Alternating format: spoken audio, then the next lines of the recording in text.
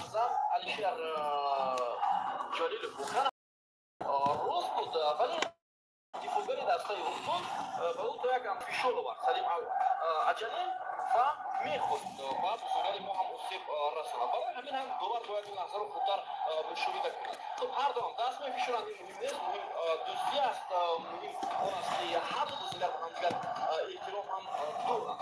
ولی بیننده عزیز ما اگر به تاریخی بازی دسته‌های تاجیکستان و اردو توجه کنیم هنگه تماش کرد این پنجمین بازی است که بین این دسته‌ها برگزار می‌شود.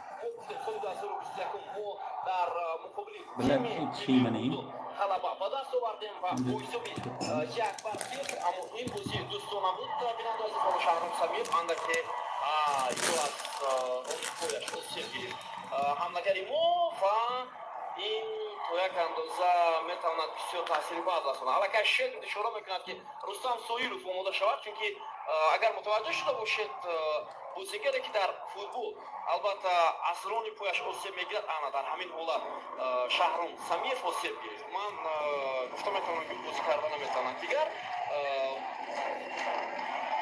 واقعا هم این یک حالت دردناک هم است. پردیجان واربویف هم اشاره کرده شده است که او رو ایفاس کنند. البته رستم سویلوف هم میگوید بله حالا رستم سویلوف باید که سمیف رو ایفاس کنند در میدان، اما یک چیز رو میخوام بگم که این فوتبال بازی که در دو بازی اخیر خیلی خوب درخشیده بود، چشم کردن رو ات ورزش بود کشتم برای این هم خودف هم است، چونکه این فوتبال در حج اساسی در چمپیونشیپ بولی هم بازی نکرده است.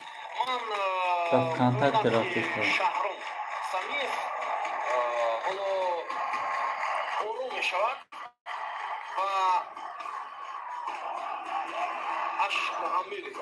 حملگری که میبینیم و حالا باشد مربیان با رستم سویلوف دستور میدهند که باید چگونه بازی کنند. خب به هر صورت بازیگری که در همین گونه لحظه ها آسیب میگیرد اسرانی پای خود خواه از قسمت ظهور پایانی و بالاتر او بازی را ادامه داده نمیتواند.